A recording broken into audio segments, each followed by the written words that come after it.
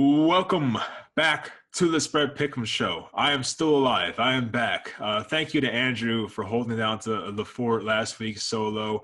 You did an okay job. You did say Davis Yeah, Webb. did all right. You said Davis Webb was the Texans' backup quarterback. I got a good laugh out of that. Did I really? You did. Yeah, I put a picture I of don't Davis remember Webb. mentioning the name Davis Webb. Oh, it was good. I picked up on that stuff. I'm a good editor. Wait. Who? Now I can't even think of the backup quarterback. Oh, it was supposed to be Davis Mills. You said Davis Webb. The Giants it's close. stud. It's close, yeah. Yeah, no, all right. And you were out here talking about how the Eagles are so good and the Giants stink. Definitely didn't have me to counteract there, so that kind of sucked. But hey, you guys beat the Jets. Yeah, good for you. All right, we'll go over week 13, a winning week for Andrew and a losing week for yours truly. I am now well below 500 this year. It's embarrassing out here. So Dallas was at New Orleans Thursday night. I took Dallas and got the win. Finally won a Thursday game, and you got a loss. Love to see that. Then Sunday came. Arizona at Chicago. We both took Chicago, got the loss there. That game was not really close. Philly at the Jets. I love Philly this week. They covered. You took Philly as well. Indy at Houston. I don't think Houston scored a freaking point, but we both took the Colts anyway, so got the win there. The Chargers at the Cincinnati Bengals. That's where I went wrong. I took Cincy. Of course, Joe Burrow had the finger injury going on. Almost said the Rockets for some reason. I have the Nets on my mind. The Chargers looked phenomenal in that game. They won, 38-22, I believe the score was, something around there. Tampa Bay at Atlanta. Why did you pick the Falcons? I want to know why, looking back on it. I'm sure I explained myself in the video. Probably if you didn't know, Mike, I actually picked while I was recording. I didn't pre-pick, so yeah. I was rolling through there.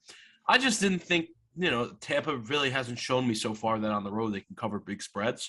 It's proved it time and time again. And at times the Falcons have looked competitive this year. And, I mean, hey, I was winning that spread for most of the game. So, it wasn't that bad.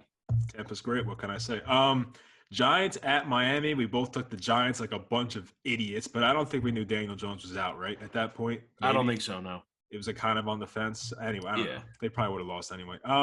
Minnesota at Detroit. I took Minnesota like a fool. They lost the damn game. You got the Lions, so congrats to you there. And congrats to the Lions. Yes. Good for them. Yeah.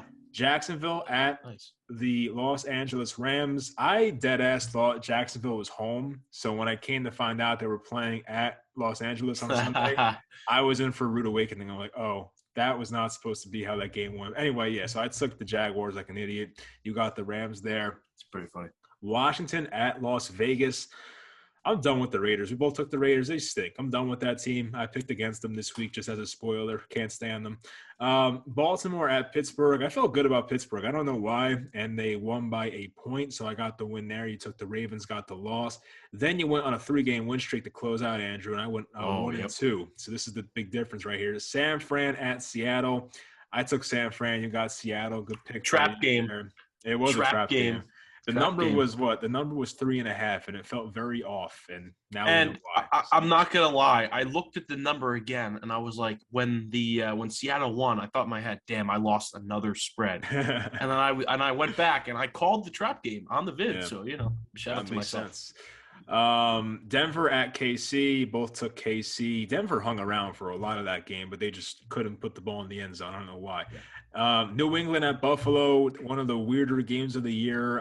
Buffalo was favored by 2.5, so obviously they got the loss, and I got the loss taking Buffalo. You got the win there, taking the New England Patriots. So, Andrew, as I said before, what were our records of the previous week? You were 6-8, and I was 8-6, which means I think I'm 2 games under 500, and now you're 6 games under 500. No, I'm 4. Am I?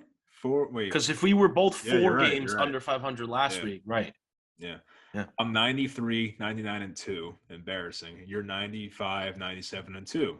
Not that good either. I mean, we got to get better here. So hopefully this is the week that stuff turns around here. All right, let's get into week 14.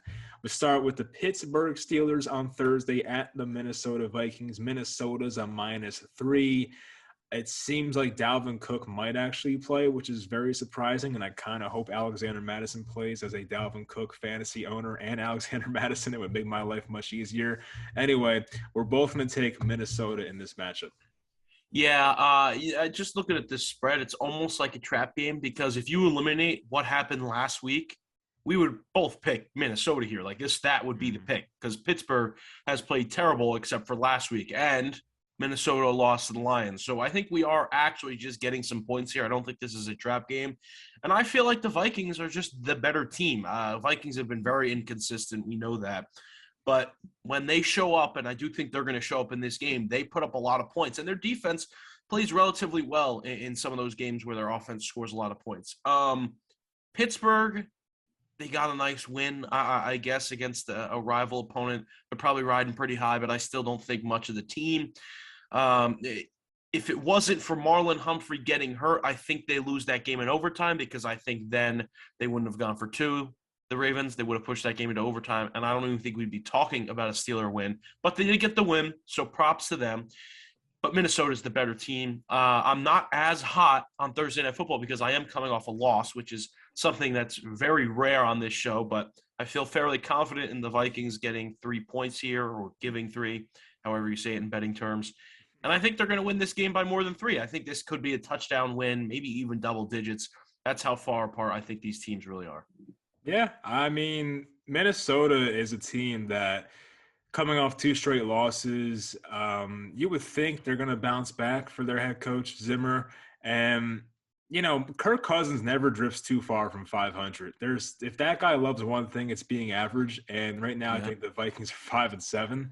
So I don't see them drifting too far from 500. I think they get back in the win category here. And Pittsburgh they did get the win, as you said. Good for them in division win.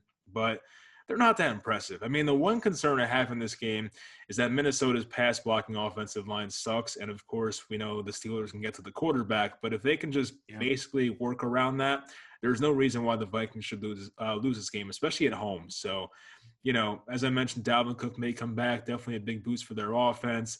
Adam Thielen's out, but I'm fine with KJ Osborne and Tyler Conklin. Those guys can make up for it. Justin Jefferson, by the way, very good football player. It sucks to be an Eagles fan watching that guy play, huh? I actually did want to mention the troll. I did see the little, graphics that you started to throw in as I just kept rambling on about my salty Eagles loss.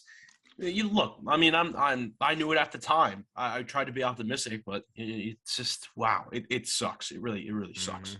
Yeah. Because it's not like they're it's not like Justin Jefferson's elite and then Rager's good. He's elite and Rager's bad. Like, there's a big difference between the two. Yeah. I always thought Rager was kind of good. I really expected better, but he's not. Yeah, well, didn't we all? But yeah, I think Jefferson now is over 1,200 receiving yards. He's 22 years old. So yeah, guy's on a tear.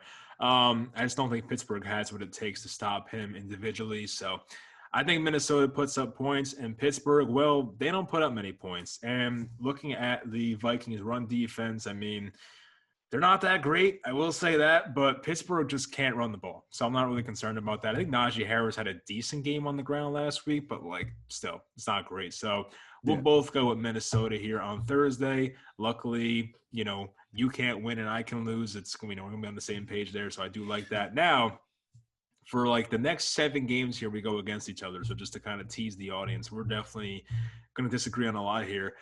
First Sunday game, Baltimore at the Cleveland Browns. Cleveland's a -2.5 here at home. It's very weird because the last time Cleveland played, they played Baltimore, then went on a bye, and now play Baltimore again. Baltimore, of course, had to play that game in between against the Steelers. It's a weird thought. But anyway, I'm going with the Cleveland Browns, and you're going with the Baltimore here. Yeah, the 2.5 in Cleveland's favor. I don't know how that's a thing.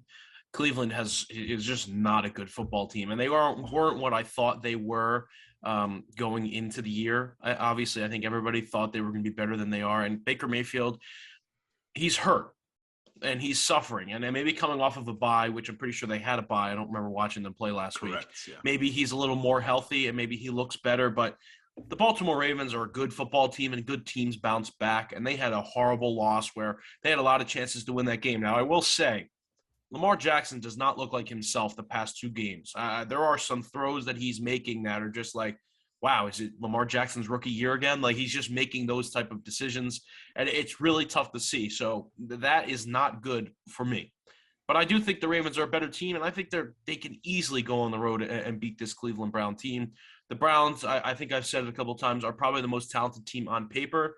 But with an unhealthy Baker Mayfield, how talented are they really offensively? I really just like the Ravens in this game. I don't really have much of an explanation. It could be a trap game. It could be leading me in the wrong direction here, but I'm going to pick Baltimore, and I think they get a nice bounce-back win.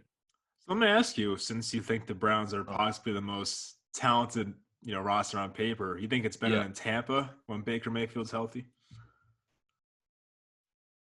Ah, got him. It's a good question. Yeah, probably. At the beginning of the year, probably, yeah. Really? Yeah, okay. Offensive line, I think, is better. I think their wide receiving core might be a little bit worse, but that's pretty close at the beginning of the year. A bit worse? No, there's no way it's even close. At this point, without a doubt, no. I said beginning of the year. Oh, okay. Yeah, maybe. I don't know. Tampa's just loaded. I don't know. Defensively, Buccaneers are old. A lot of talented players, but they're on the older end. That's fair. All right, so I'm gonna go with Cleveland, of course. It's tough to beat the same team twice in a row, and I would like to think that Cleveland at home this time can at least, because they kept it close last game. Lamar threw 4 interceptions on 5 possessions, and the Ravens offense looked rough, and it looked like the Baltimore defense had their number, but every time the Browns got the ball, they did nothing with it. And you mentioned Baker Mayfield's health. I am hoping that in part of this pick that Baker Mayfield kind of got healthier over the bye week. So if he does look a little bit better, 20%, 30% better than he has, and is a bit more healthy, this Browns offense should put up points, in my opinion. They have Kareem Hunt back now. That'll definitely help, obviously. I saw David Njoku might be out with, I think, COVID. So they still have Austin Hooper. I think Harrison Bryant's healthy. He was hurt last game. He should be fine now. So they should be fine, though. I mean, it sucks that they lost their right tackle, Conklin. I do not like that, of course, for the Browns. But the Ravens have so many injuries. You go down the list now with Marlon Humphrey, Marcus Peters. Both their starting corners are out. Their left tackle, of course, Ronnie Stanley, out. They have so many guys injured on that team right now. And as you mentioned, Lamar Jackson doesn't look right. He's had 9 interceptions in his past 5 games, I believe, and that's just not a recipe for winning. And I think Cleveland actually has a good offensive game here. So with that said, I'll take the Brownies, but they've let me down many times this year, so I would not be shocked if you got the win. We have Dallas at Washington, little NFC East battle here. A big game, honestly. Dallas is a -4 on the road. And as I mentioned, we're going against each other. I got the Cowboys, and you have Washington. Yeah, I mean, over the past few weeks, I feel like I've picked against Washington a fair amount. They're just not a team I took real seriously, and up until this point, really, because I've seen Washington play now for 3 straight weeks, just literally just watching them play, and they play tough. They're a tough football team to beat. And most of that is probably due to coaching. I mean, they do have a really good coaching staff. Ron Rivera is probably doing great things over there, and I think they keep this game close. They have stuff to play for, which is why I think this game is going to be close. If Washington was in the dumps or Dallas was in the dumps, I think this game is a blowout in one or the other favor. But at home, Washington, I mean, this is going to be a big crowd. They've been competitive all year long. Division matchup, I really just don't see it being too much of a blowout. If a team does win in a blowout, I think it will be the Cowboys, because I do think the Cowboys are a better team than Washington, but they're a scrappy, competitive team. And then let's be honest, I mean, Dallas hasn't played really well offensively lately, even against the Saints last week. If it wasn't for that pick 6 and a couple of plays that they made defensively, New Orleans could have won that game. So I view Washington better than New Orleans at this point, much better. They're competing for a playoff spot. They're in the 6th seed right now. They're not a bad football team, and they've competed in almost every single game this year. A lot of games they beat themselves. So I'm going to take Washington. I think they finally figured it out, and I think they could win this football game. Yeah, as you mentioned, the 4 interceptions by Taysom Hill definitely helped the Cowboys last Thursday. Yeah, I mean, look, Dallas has not been too impressive the past, 4 games, the past month or so. They have not really looked that crisp on offense, and their defense has been a bit beatable here. But I don't know. In this matchup, I feel like Washington at this point might be a bit overhyped. We've seen them on national TV recently against the Seahawks have a nice win. And I just feel like a lot of people are drinking the Kool-Aid now with Washington, and I still don't think they're that great of a team. You know what I mean? So Taylor Heineke's been impressive, but he can definitely make a mistake here and there. We know that. And the reason I'm really going with Dallas is because of Dallas's passing offense versus the secondary of Washington. That's like the key matchup I'm looking at here, because looking at the secondary in Washington, I mean, based on the numbers right now, they're allowing the 30th most passing yards per game on defense. They're terrible against the pass, as we know. And no Chase Young, as we know. And Montez Sweat, I feel bad for the guy. Had like a broken jaw, is eligible to come back, and now he has COVID. So I feel bad for him as well. He might be out this game, so it's a tough look for him. So they might be out be without two of their best edge rushers here. And Dallas, I think, gets their offensive line back healthy here.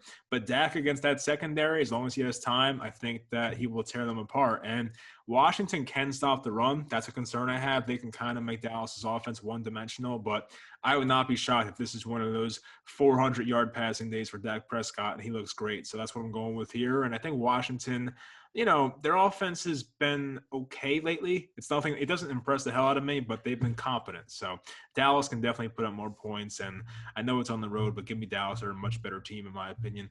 On to another divisional matchup. Is this all divisional? No, not really. But still, a lot of divisional matchups this week. We have the Las Vegas Raiders. They are at the Kansas City Chiefs, and Kansas City's a -9.5, a big number here. As I mentioned on top of the video, I'm done with the Raiders. I'm taking Kansas City, but you are going with Las Vegas. Yeah, I don't view Kansas City is a 9.5 team yet. I just, even though they covered an 11-point spread last week, that was really just all Denver not being able to figure out what the heck was going on. They got the best defense in football now. What are you talking about? Come on. No. Yeah, exactly. Right. Well, you picked the Chiefs in this game. Yeah. I could genuinely see it. Obviously, I mean, the Raiders have not been good either, but I really just don't think they're that far apart. And I don't think they're that far apart. I mean, the Raiders are 6-6, and they're in probably the most competitive division in football. I mean, they're not playing terrible. At times they look unbearable, but then they play a really, really close game, and then they beat the Cowboys. I don't know. I don't really have much of an explanation for this one. Too many points on Kansas City's end. They need to prove it to me that they can consistently cover big spreads, because we've seen early on in the year they weren't covering big spreads, and then it went to small spreads. Sometimes they weren't covering small spreads, and then it went back to big spreads.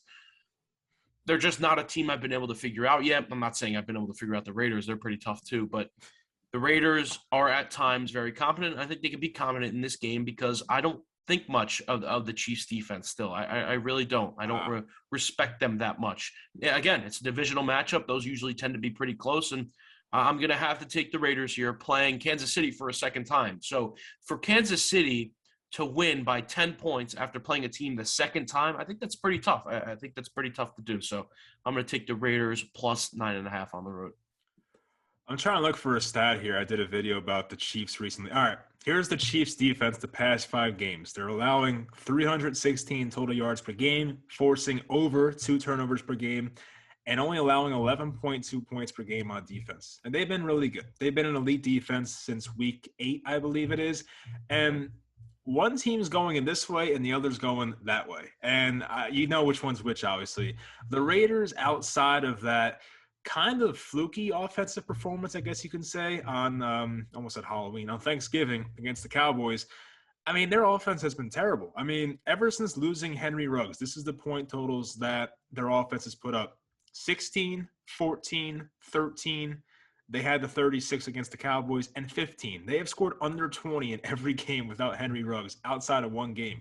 And they have lost 4 of their past 5 games. I just don't think the Raiders are that good anymore. And I said this in September. They fall off every year at some point. Obviously, the Henry Ruggs circumstance, you can't really see that coming. But it just happens with the Raiders every year. We know the John Gruden situation, all that crap. But this team I just don't think is that good. So the Chiefs, of course, you talked about them covering spreads. They've covered 3 spreads in a row now, and they played the Raiders in week 10. They won 41-14. You can tell there's I don't know. It just seems like the Chiefs have them figured out, and they're on a roll right now, and I just don't see them losing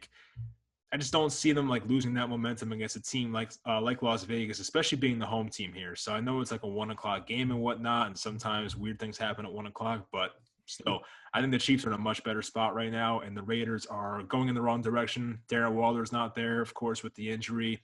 They lost Kenyon Drake once again, who isn't like the biggest piece, but a decent receiving back. So they're losing pieces left and right, and that offense is struggling mightily since Henry Ruggs has went down, aside from that one game. So with that said, I will take KC.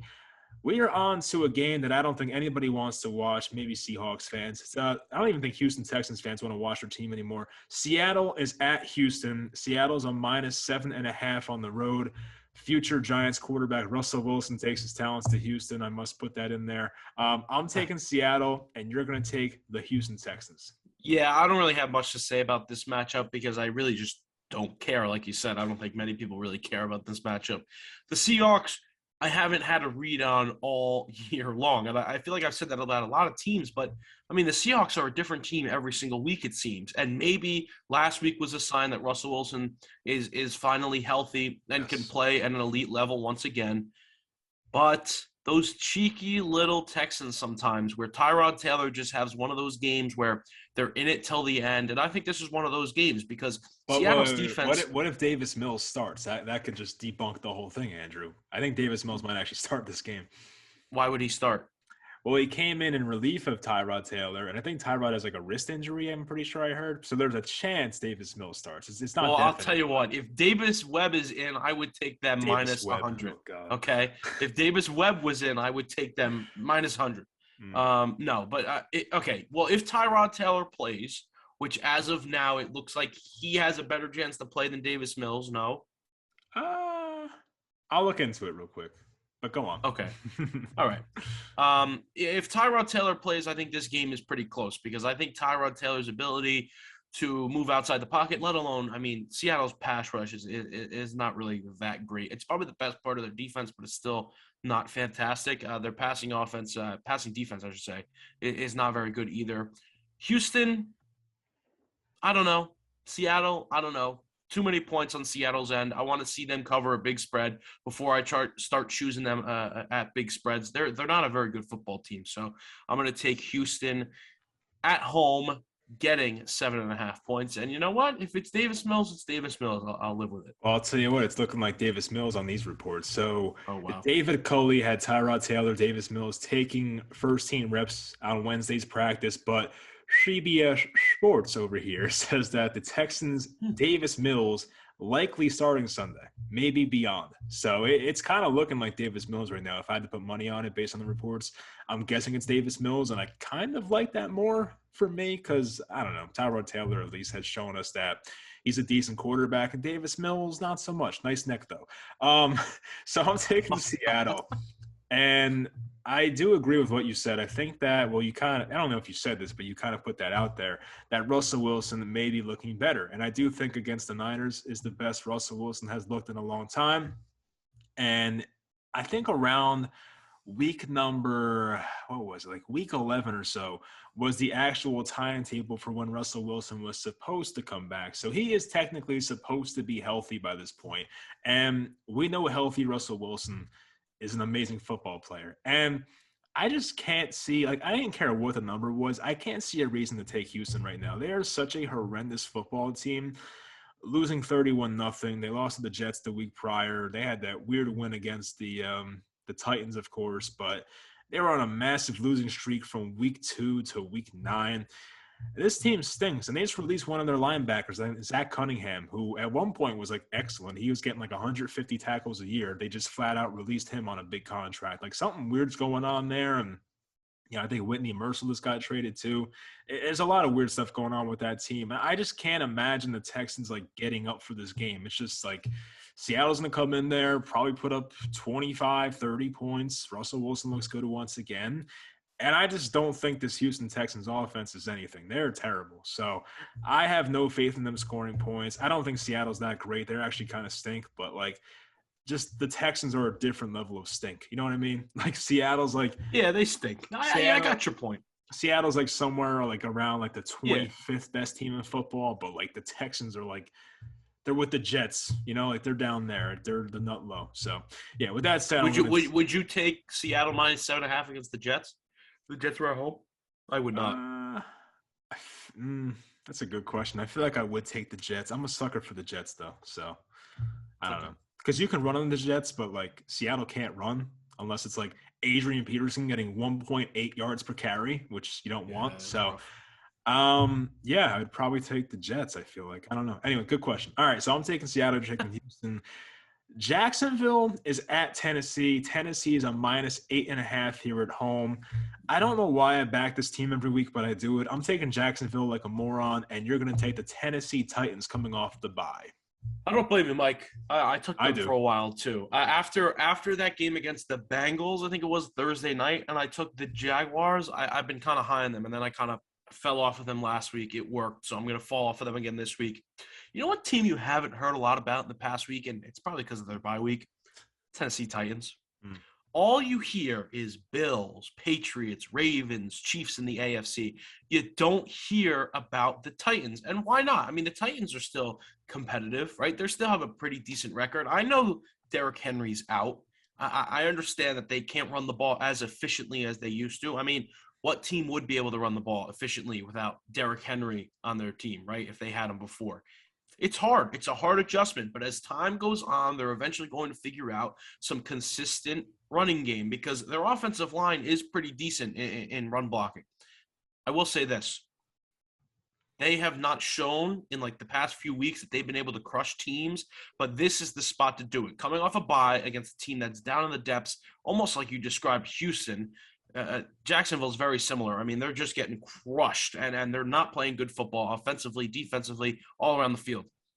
Tennessee is still a good football team, and I think they can win this game by more than, what is it? It's 8.5 points. I think they can win this game by 10. I think they can win this game by 15.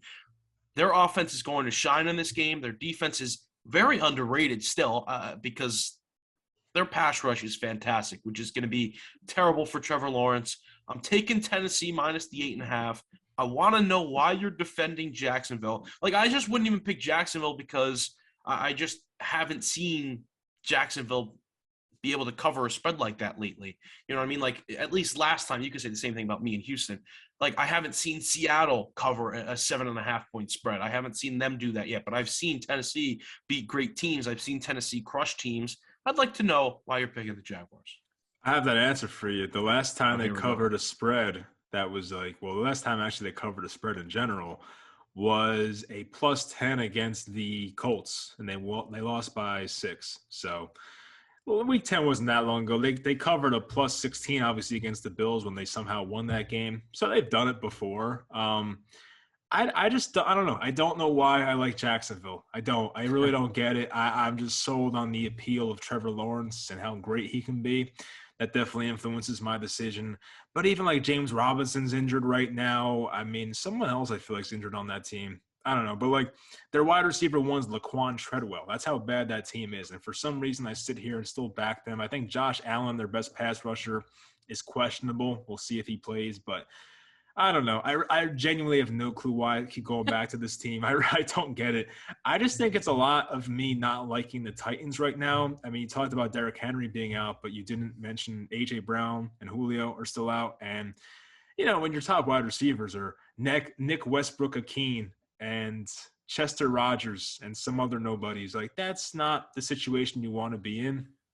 And Jacksonville's had times where their pass rush has shown up, and I just – hope that this is one of those moments. I don't know why I think that way, but, you know, the Titans, their past 2 games didn't look that great. The Titans had a 36-13 loss at Foxborough last time they played and a 22-13 loss against the Texans, where I think Tannehill threw 4 interceptions. So right now they're not too hot. So I know both of these teams, I mean, you know, the Titans are probably going to be a playoff team, but the Texans are going nowhere fast. I said not the Texans. Who am I talking about? Jaguars.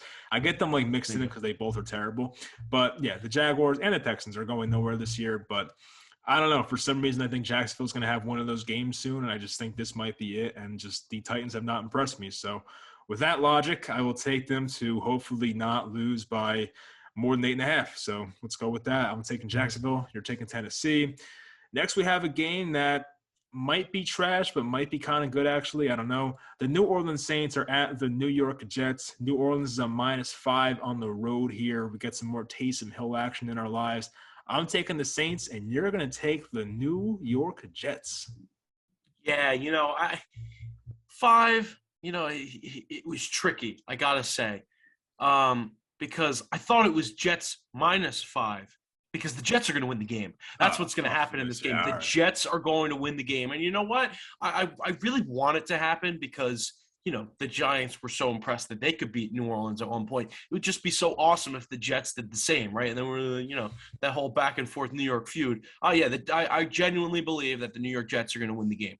I really think so. And maybe it's a bad time to pick against New Orleans because they are a well-coached team that has played very poorly lately, but they can't figure it out offensively. And why should I pick a team that can't figure it out offensively? Maybe this is the week that they do because the Jets' defense is horrendous, but that offense looked pretty good last week for the Jets in the first half. You could say, yeah, but they only had the ball for 3 minutes in the second half because the Eagles were just draining clock. The Eagles were draining clock the entire game. They had a 10-minute drive that led to a field goal. When's the last time you've seen a team have a 10-minute drive that led to a field goal? They were draining clock. The Broncos almost did it on Sunday. They were draining clock that whole game. The Jets didn't have a chance. Zach Wilson got off the bench with like 5 minutes left in the third quarter. It was absurd, and he played really good in that game in the first half. He looked good. I'm taking the Jets. It might be stupid, and usually taking the Jets is pretty stupid, but it'll look incredibly smart if it happens. I'll take Jets -5, and I'll take Jets money line. I think the Jets are going to upset the Saints, and then that would lead to the Saints' downfall. Like, that would be it for them, I think. I think you need to be drug tested. That's what I think. Really? I need like you didn't. I think I picked that. I think I picked the Jets +8.5 against the Bengals, and you looked at me like I had 6 heads, and they won the game. So maybe we just read the Jets differently. Maybe. But like you laid out the logic for me. You talked about last week how the Jets offense couldn't get on the field because they couldn't stop the run. What do you think New Orleans does with a quarterback now that can rush for like 100 yards? We saw that last week. Taysom Hill rushed for 100. They get full practice from Alvin Kamara today. What do you think is going to happen? What do you think the Jets are preparing for all week? They're preparing for the run. They're going to make Taysom Hill throw. You don't think a team like that can prepare for the run? They're not going to make Taysom Hill throw. No, that's exactly what they're going to do. It's the same Jets team that literally did not prepare for Gardner Minshew. Like, that's how incompetent they are. They literally did not prepare for Minshew. What does that tell you? You really trust that coaching staff? Yeah. No. Like, we knew Jalen Hurts is a decent coach. I don't want to hear it. He has a terrible team to deal with. He's making the best of it. I'm more banking on their offense than their defense. Their offense is going to put up points. I like Saleh, but when you have players come out and admit we did not prepare for Gardner Minshew when we pretty much knew that Jalen Hurts was going to be out, that's a red flag for me. Like, how do you not prepare for Minshew? I just don't get that part. That kind of whatever, Mike. It's over. They're going to make Taysom Hill throw the ball. And what happened when Taysom Hill threw the ball against the Cowboys? 4 interceptions. I think Zach Wilson might throw 4 interceptions. Absolutely not. I mean, look, the Saints pass defense is not what it once was, but the Jets lost Corey Davis now, has some abdominal injury out for the year, I think. And as long as you shut down Elijah Moore and you can put Lattimore on him, then what are the Jets going to do? Throw 5-yard out routes? Yeah, 5-yard out routes to Jamison Crowder. And they can't run the ball because the Saints have an incredible run defense. I just don't know how the Jets are scoring this game. You know what I mean? They might put up 14 at most, but all I need from the Saints is 20 points. I'm not asking for much. And with the Jets' run defense and how pathetic they are, I think 20 points should not be that hard for the Saints. I'm just going to say it. Is that fair? You're trapped, Mike. You're getting trapped. I'm not. No. You're getting trapped. The Jets are horrendous. No, I'm not. How much money do you think is going to be on New Orleans in this game? Let's be realistic here. Let's play the bet. I bet you no more than 20% of the money is on the Jets. You're probably right. I'll try and look that up right now, actually. But yeah. Betting trends. Sometimes you just got to follow the betting trends. Don't follow the betting trends. Go against the betting trend. I think PFF has that somewhere. You subscribe to PFF?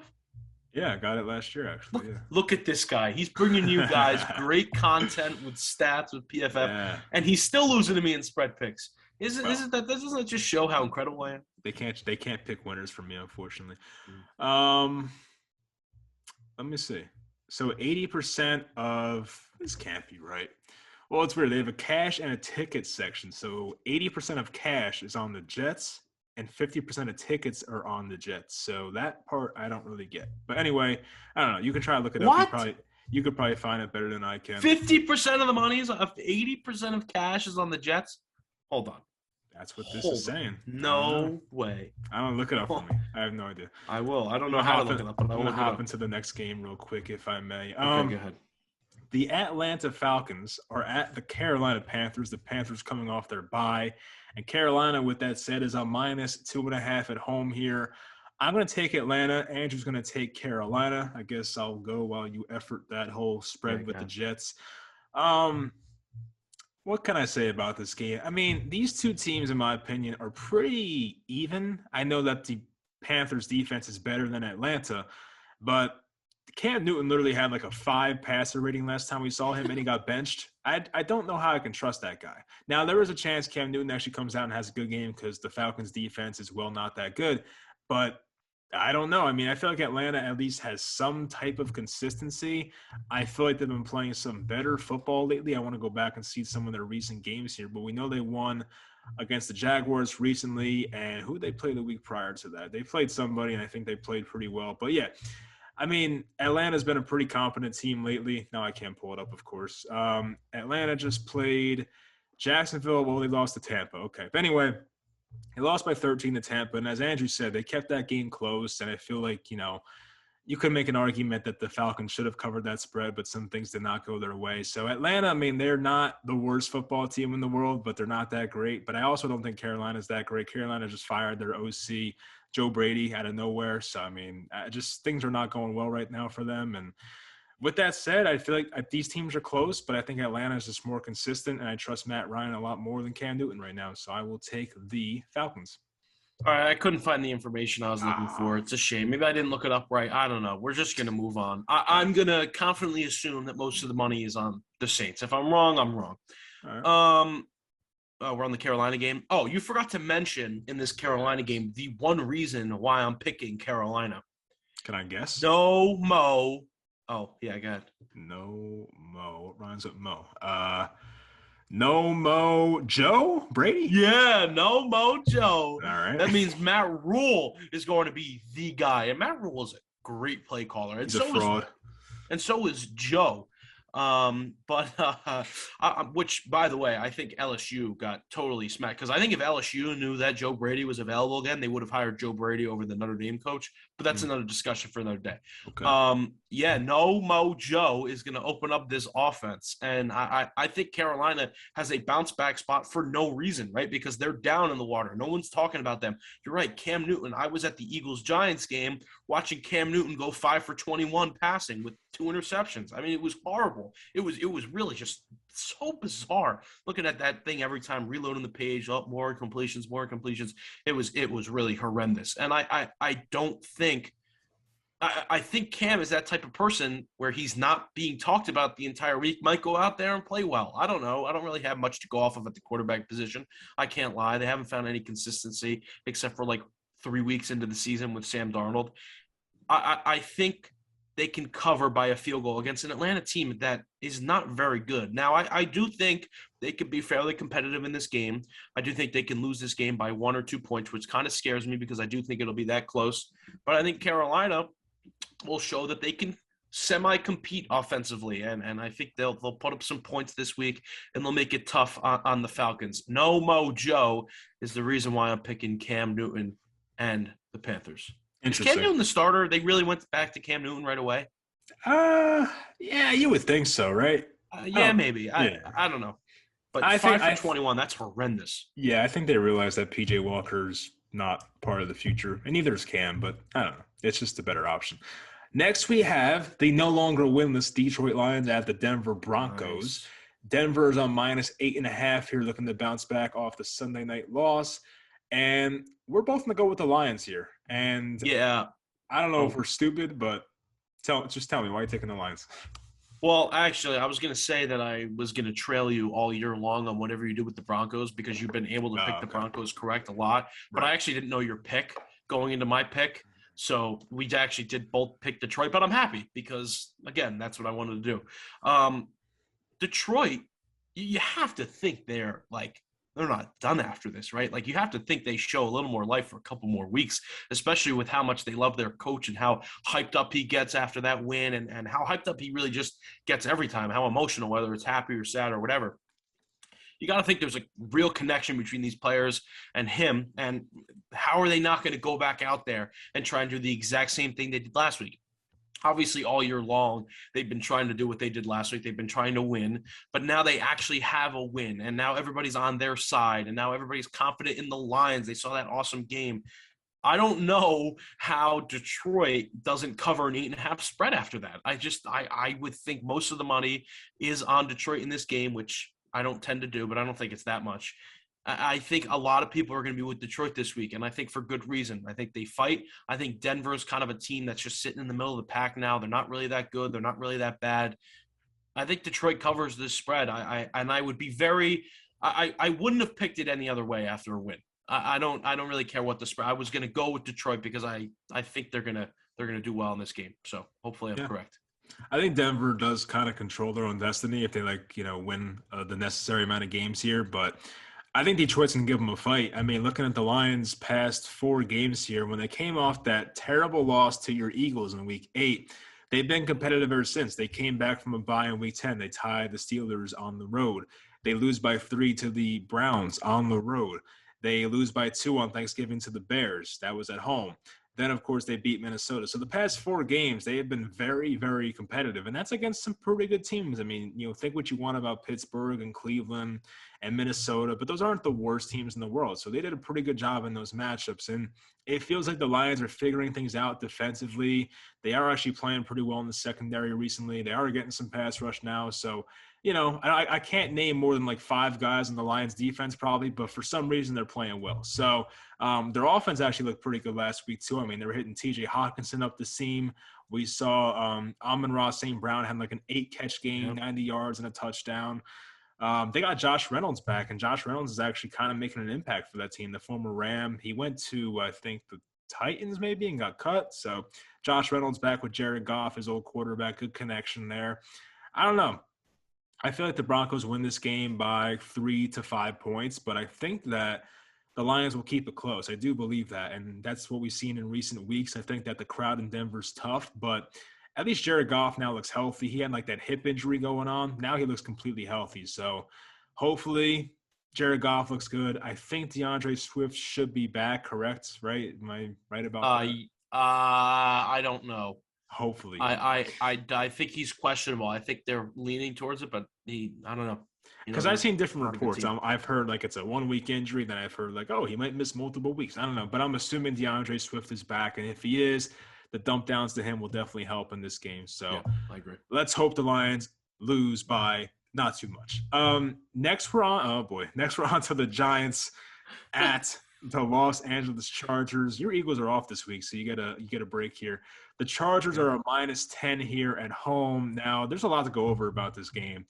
COVID stuff, injuries. As of now, Keenan Allen was a positive. Mike Williams just tested positive. Chris Harris in the secondary tested positive. Or actually, no, they were close contacts. Sorry, Mike Williams and Chris Harris, I think, were close contacts, but Keenan Allen was positive. Now, for the Giants, I am positive their injury report is very bad this week. They have Kenny Golladay potentially out.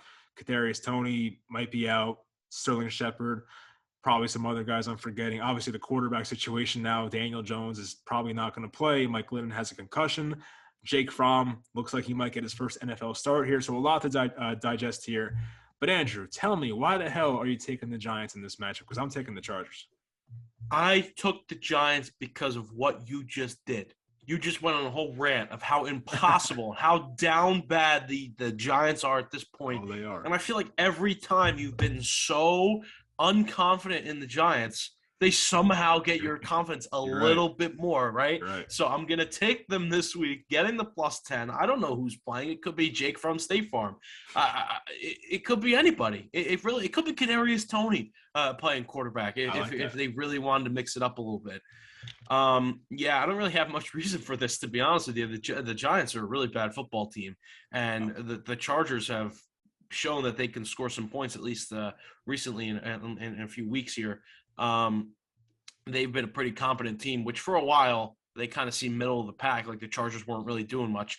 They were really high, then they were like low, and now they're kind of creeping back up again. Giants can cover 10 on the road. I mean, why not? They could do it. I believe in Joe Judge. I believe in Freddie Kitchens. I believe in Jason Garrett sitting on the couch at home. I believe in that whole team. They're gonna cover the spread plus 10. Actually, I'm looking at it now. I should make this my favorite bet. I don't think I've picked the Giants right since week 8. Like against the Raiders, I had no confidence they would. Yes. What happened? See, what? That's no, what I'm but saying. You're right. This is actually a real thing. Now that I'm feeding into my narrative. At Tampa, I picked the Giants to cover the plus 11. They lost by 20.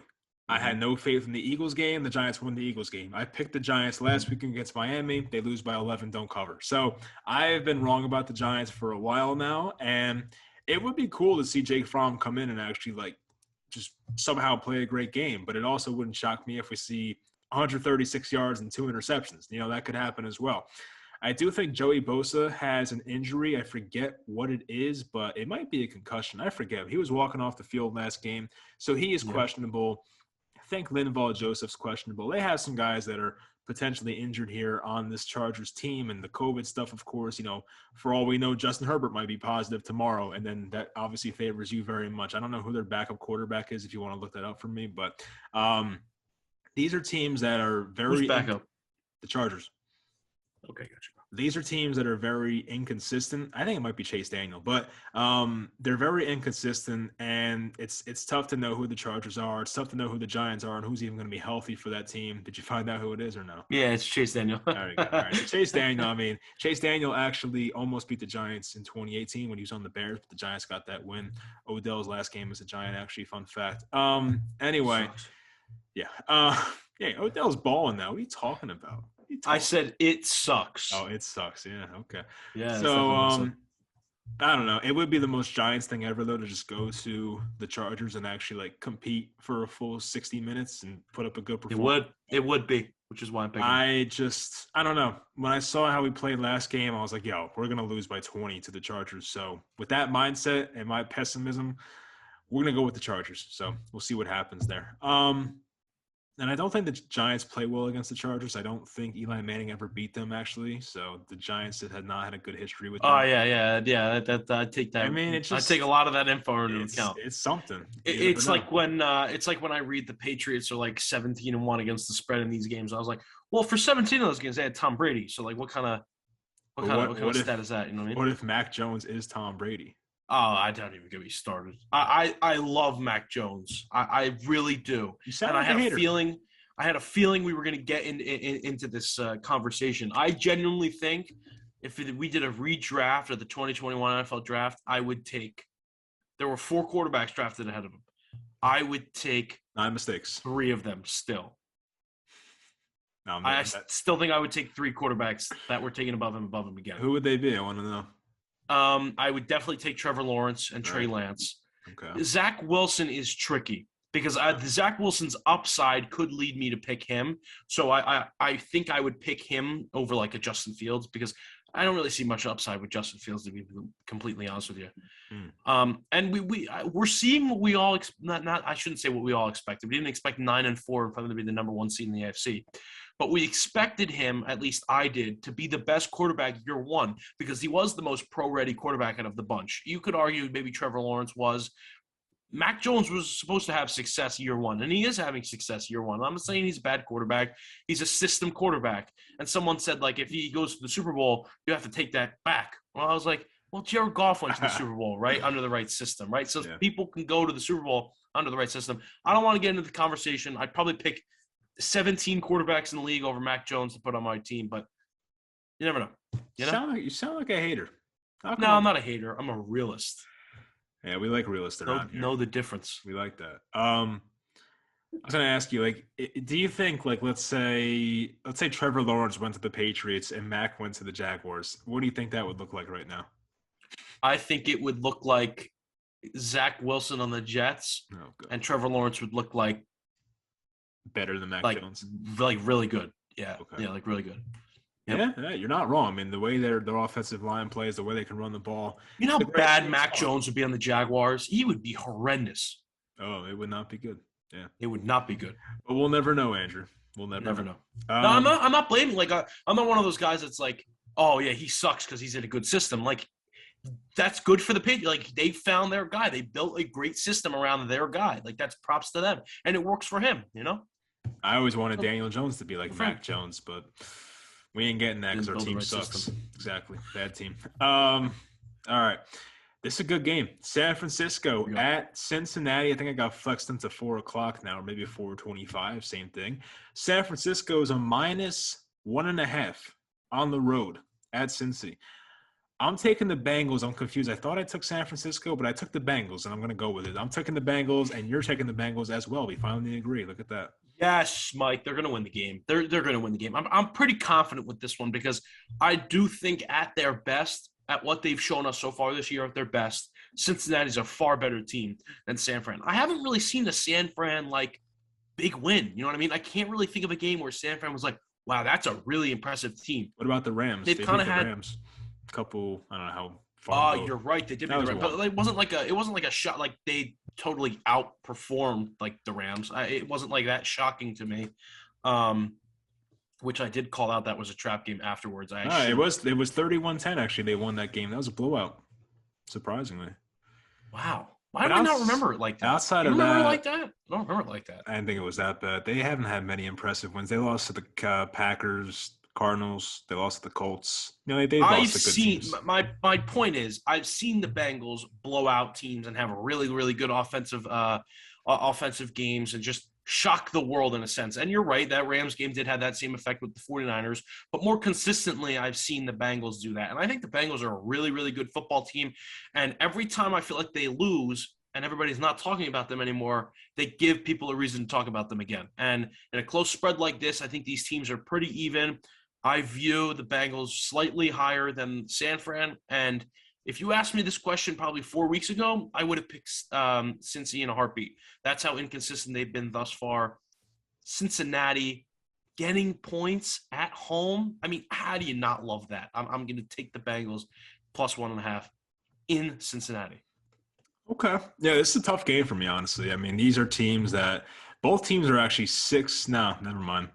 I'm going to say they have similar records against the spread. Right now, the Niners are 5-7 against the spread, and the Bengals are 6-6. So you mentioned the Bengals are tough to gauge. They have really bad, like they lost to the Jets. We know like they've had losses that are very ugly, but they've also had these wins where they beat the Steelers 41-10. They beat the Raiders 32-13. They beat Baltimore 41-17. They've had some very insanely good wins, but they've also had the Jets loss. They lost 41-16 to Cleveland. They lost 41-22 to the Chargers last week. And I choose to believe that a lot of what went wrong last week was Joe Burrow's pinky. It was swelling up and it looked terrible.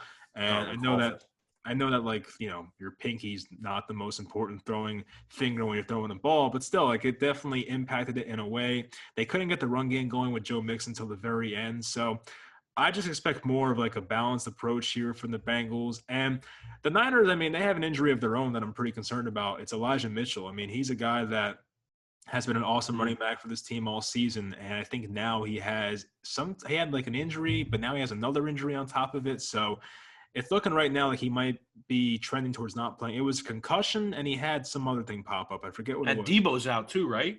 He might be out. I think he's sidelined for practice today. Yeah.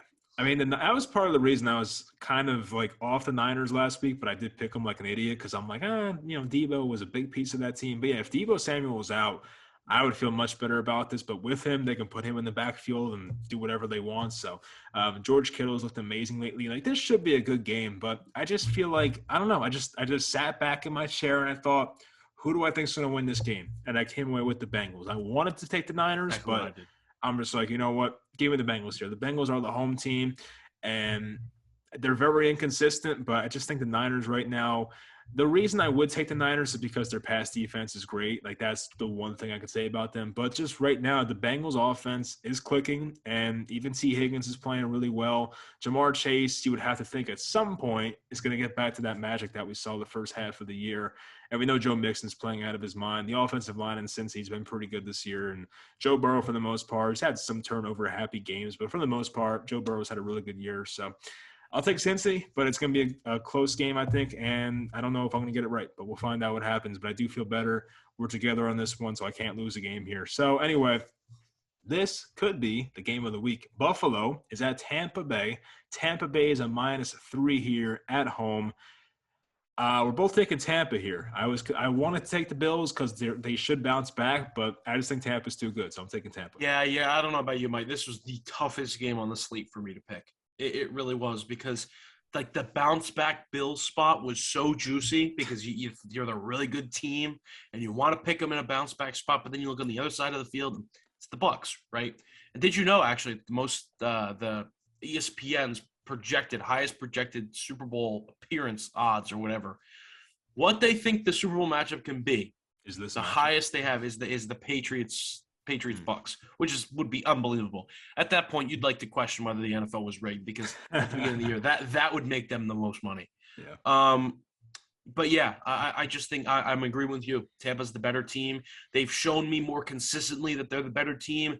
I don't know at this point what Buffalo team I'm getting every week. And last week, I'm not really going to hold it against them. They can't run the ball, so they were forced to pass the ball 30 times in that type of wind. It's unbelievable. I really didn't see a path for them to win that game. Obviously, we didn't know that information last Wednesday, so you did take the Bills, and I took the Patriots. I thought the Patriots were a better team. I still do, obviously, but it was a close game, and it's two close spreads in a row. I think Tampa Bay is the better team. Their defense is starting to improve. Their offense is awesome as it is. And the Bills are they're kind of catching up. And this is a hard team to bounce back against. And it would be a lot easier if it was a really, really bad team and they could bounce back and crush a team and get back on the spot. I just don't think that happens here. I'm going to take Tampa Bay -3. Yeah, I'm with you. It's actually going to be a fun matchup. I'm looking at some of the statistics now. This is the #1 passing offense, Tampa, versus the #1 passing defense. I mean, Tampa is passing for 311 yards per game, and the Bills' defense only allows 165 passing yards per game. But they don't have Tre'Davious White anymore, and that's definitely going to impact their team. They definitely fared well last week because the opposing quarterback threw 3 passes. So obviously their pass defense looked good in that situation. But yeah, last week was an odd game. I'm concerned that Josh Allen may have the type of performance that's like historic in this game because the one way you can beat Tampa. The one way you can beat Tampa is through the air. And Josh Allen might have one of those 450, 4-touchdown games. Single-handedly win you a fantasy week and all that.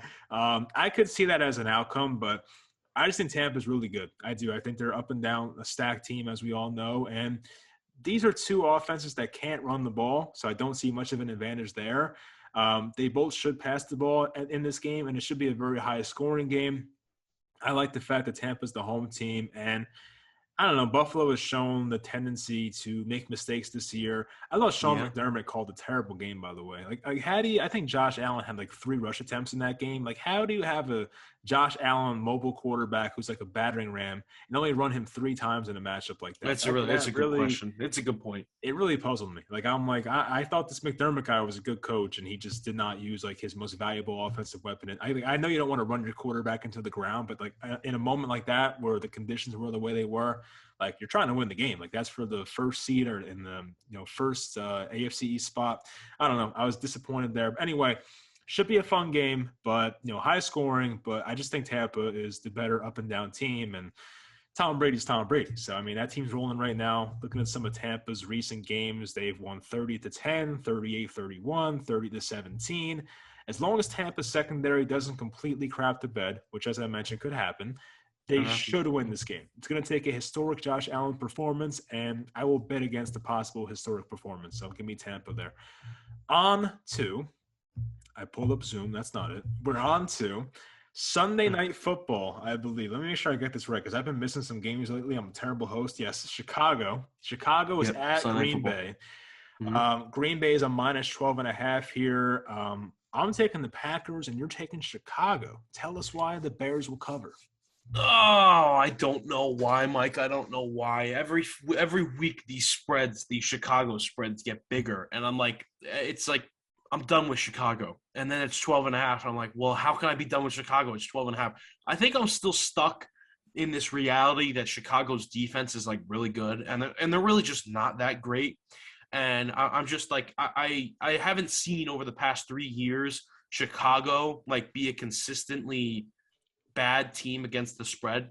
And I've seen them be in a lot of close games because of their defense. So it's kind of just drilled in my head that their defense is going to show up. It really doesn't seem like the case anymore, but 12.5 is a lot of points in a divisional matchup, which I still value. I think these division matchups are semi-close in most games, and I think they'll be semi-close here. I think the Packers have already played the Bears, right? That was the I still own you game or whatever, right? Was that a crush like game? I don't really remember that game that well. Did they crush them? I have it in front of me. 24-14. It was kind of close. 10 points. It was close. And then I think he probably scored that touchdown to make it 24-14 and said, I still own you or whatever, right? Yeah, it's just too many points. I don't really like to pick Chicago. I don't like to pick against Chicago when the other team's favored by 12.5. I find it hard to believe. Maybe they'll hit me again, and the next spread of next week will be 14.5. I don't really know. But Green Bay's awesome. Like, they're really, really good. And I would never pick, like, against Green Bay if they were underdogs. I feel like I've done that a few times this year. I've learned not to do that. If they're ever underdogs again, I don't think I'm going to pick against them. But they're pretty big favorites here. So I'm going to pick Chicago, covering the plus 12.5. Again, not a lot of confidence, but, sometimes you just need to pick games you don't like. And that's just one of those games, I still remember taking Green Bay in the Arizona game. And I took Arizona, actually. I took Arizona because Devontae Adams and Lazard were out, and I was like, there's no way they win this, and they freaking won. So it's tough to bet against the Packers at this point. Very tough. The Packers are 10-2 against the spread this year, and the Bears are 4-8. I could pretty much mic drop right there and call it a day, but I'll try to diagnose this matchup a bit here. I mean, you talked about the Bears defense. We have this belief that the Bears defense is great. I mean, they're allowing 24 points per game on defense. That's really not that good. It's not good.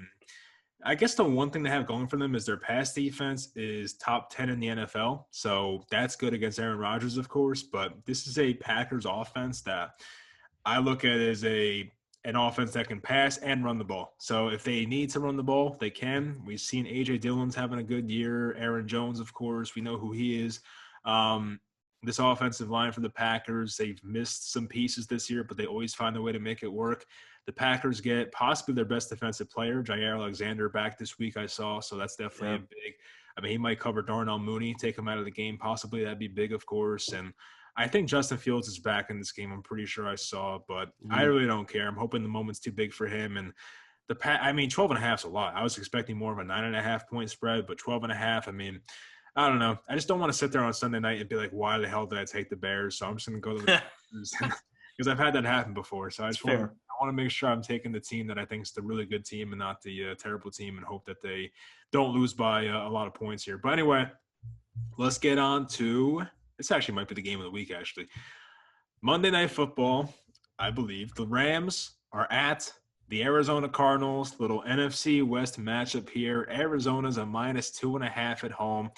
And I'll make this quick. I've been kind of disrespecting, in a way, Arizona all year. I don't take them when I should, and I'm tired of sleeping on them. I take the Rams all the time, and they've been disappointing lately. So I don't know if it's like recency bias or what have you done for me lately, but I'm taking the Arizona Cardinals, and you're going to take the Rams.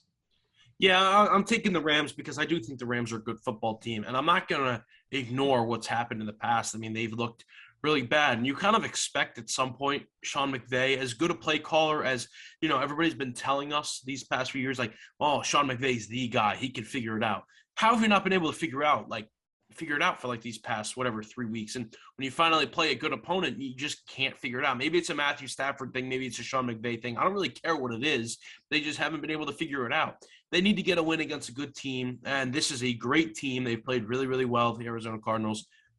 I'm going to pick the Rams. I think they win the game. I honestly thought this spread was a little low, which kind of made me want to pick the Rams even more. And I say that because it's kind of leading into that trap game territory where you're like, oh, only 2.5 points. The Rams have been terrible. The Cardinals have been great. Like, how do you not pick the Cardinals? I think if it was like 4.5 or maybe 3.5, I think a lot more people would pick the Rams. But since Arizona can cover with a field goal, a lot of people are going to the Cardinals. I don't like betting with the trend. I'm going to take the Rams in a bounce back spot. A bounce back spot, I know they won last week, but a bounce back spot, because they haven't really beat good teams this year. I think they burst on the scene. I don't really believe in this Odell Beckham stuff, but it is pretty fun to go along with, to be honest with you. Ever since he gets there, they play bad against really good teams, and they just crushed the Jaguars. Maybe they bring a little of that into Arizona. As good as the Cardinals are, I do think they're not as good as their record says, if that makes sense. I still do think there are teams that are better than them that have a worse record, and I might not at this point consider the Rams better than the Cardinals, but in past weeks, I have considered the Rams better than the Cardinals, and I think they have the capability of beating a team like this. So Rams plus 2.5. This is going to be the last week, if they don't cover, that I'm going to really pick them against a good team to win. I've done that a lot so far this year, but Rams plus 2.5. Hopefully they don't disappoint. And that's a good game to end off the week. I agree. Should be a good one, actually. While I go into this game a little bit, think of your favorite bets, because we do need two of them. Okay, I got you. All right, so I'm looking at the defenses here, and I think the Cardinals have a better defense. I think we know that, and the one way you can exploit the Cardinals' defense is running on them. But the God, I'm still sick. It's crazy. The Rams' run defense. Sick of the Giants. No, well, that's part of it. I will say the Cardinals' run defense is not that great. That's the one way you can beat them. But the Rams can't run the ball. So it's like, it's not like they're going to do anything, I feel like, running the ball. And Matthew Stafford has been better, I must say. Like last week, he actually looked good. But I don't know. I still don't really trust this team too much. I think Arizona, Kyler looked healthy last week. I feel good about them right now. So anyway, with that said, Andrew, give me your two favorite bets for week 14. This slate sucks. Like there's no game that I'm like very confident with. It's getting tough. I'm looking up and down. I feel like I'm not picking the Jets, but I feel like I almost have to pick the Jets because I do think they were going to win the game. So how do I not pick them +5? I'm not going to. I'm not going to double down on them. I'm going to take Detroit +8.5. We're going to lock that one in. I'm going to ride the Detroit wave until it's unrideable.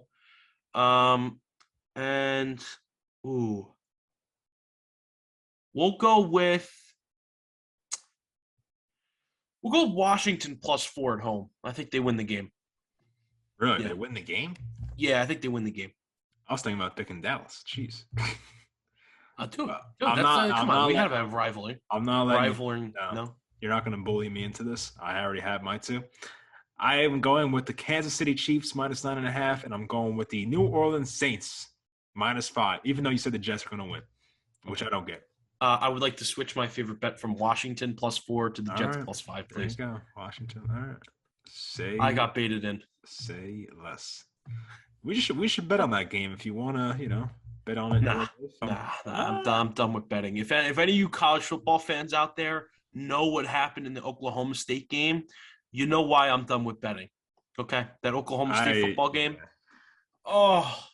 Heartbreaker. I don't watch college football. Couldn't tell you. When we end, I'll show you the clip that happened at the end. Any before we wrap up here, that's pretty much it for the football. Any inside Yankees news? I know the lockout's going on. Inside Yankees. Yeah, there's actually like nothing going on. I know the Yankees were interested in, I think you pronounce it Sia Suzuki, which would be perfect for John Sterling. He's a Japanese player. Yeah, he's Japanese. Is it Sia? It's spelled that way. It's like Seiya. Sia. It would fit perfect. Sia Suzuki, Yeah. They're interested in him. And I looked at his stats. I would almost like a website, like a conversion chart for like stats in Japan, like how the competition compares from the Japanese league to the MLB, because his stats are like really, really good. But obviously, I don't know how good that's going to be in the MLB. He's a high slugging guy. So that's the Yankees, right? Like the high slugging home run power hitter. I don't know how great he is on defense. I didn't see any defensive stats. So I don't know. That's really all I've heard this week. I think if I had to make a prediction, I think the Yankees land Trevor Story or Carlos Correa outside of the lockout. I think they trade for I really do think they trade for Matt Olson. I think that's almost a get, because I haven't heard many teams interested in Matt Olson, and the Yankees have a very good farm system, and the teams that need first baseman really don't. So I think the Yankees land Olson. But then again, I wouldn't be mad with going back to Rizzo. I would be a little upset with Freddie Freeman, though. I don't really want Freddie Freeman. 6 years of Freddie Freeman at 32 years old, already kind of declining at this point. I don't really like Freddie Freeman at $25 million per year for 6 years. I don't know if that's the guy I want. I would love him for the first 2 years, but after that, you're kind of. I mean, I'd be fine with it. Is that a saying? Riding a dead horse? I don't think I just beating a dead horse. Yeah, but yeah, I don't know. If the Yankees are in win now mode, I wouldn't be surprised, which they are in win now mode. So they could sign Freddie Freeman and hope that in the next 2 years they get a championship. But I'd rather a guy like Matt Olson, who is under control for this year and next year, and you don't have to pay him. Those are that's your 2 prime Freddie Freeman years that you can go with Matt Olson for a lot cheaper in the sense of money. Obviously, they would have to give a lot of good prospects for Olson. And who knows, maybe you add a Sean Manaea to that package, need a starting pitcher. So a lot of stuff, a lot of question marks in the Yankees world. If you don't know much about the MLB, they're in a lockout. So there's no information coming out from any insiders or anything like that because they can't talk to players, and it's really just a wacky situation. I feel like sucky. I feel like you saying Freddie Freeman's declining is going to backfire, like you saying Aaron Rodgers was declining. I don't think Freddie Freeman's going to decline soon. Yeah, it really backfired. No, I think he will. I think he will.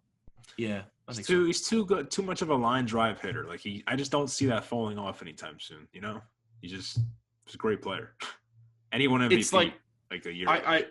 There are two contracts that have been signed so far that I wanted no part of after I heard them. Can I guess? Well, maybe. Yeah, go ahead. Corey Seager. No, Corey Seager. No. Yeah. Okay. Yeah. No, you're right. I was gonna give you another one. Marcus Semien.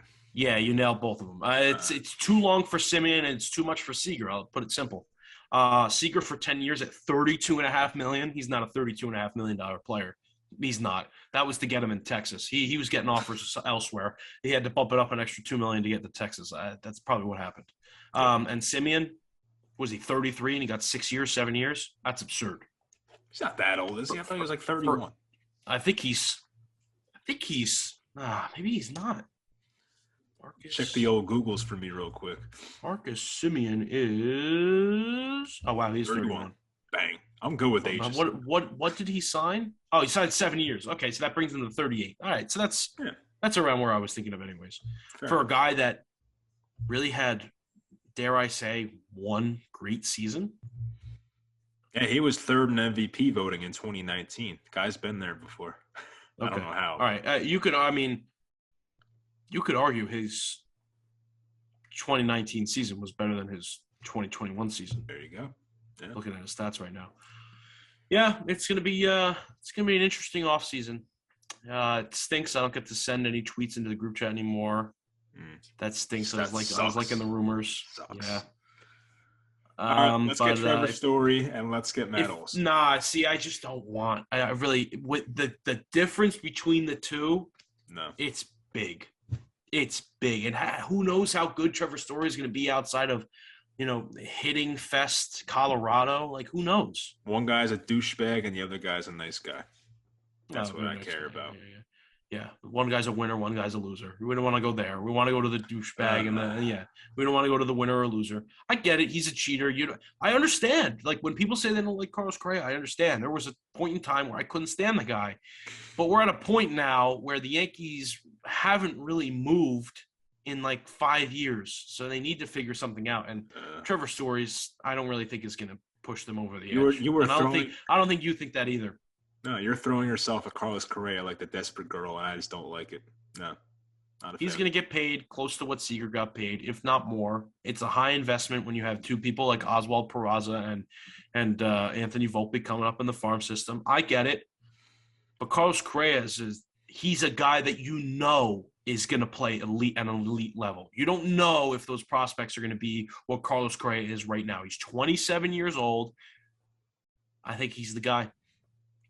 Yeah, hopefully he doesn't break his ribs getting a massage again. Let's hope that's the case. Fragile. Fragile. Yeah, fragile. You'll learn to love him, Mike. I might have to, unfortunately. Can't stand the guy. I hate him. I don't hate many athletes. I hate Carlos Correa. It's the worst. Him and Alex Bregman, the worst. I don't like Alex Bregman. Alex Bregman has some attitude. I hate him. He's the worst. Alex Bregman just comes off as like douche frat boy. You know what I mean? Like I just don't. Yeah, no, I got you. I don't like that. 100%. And he doesn't even like talk, so he might not be. I don't know. One of those guys, but it's hard to like the Astros. I'll put it that way. Very hard to like the Astros. All right, I don't like the Astros. It's enough rambling here. Hopefully, everyone enjoyed us back together, and we'll be back for Week 15. We'll talk to you guys next time.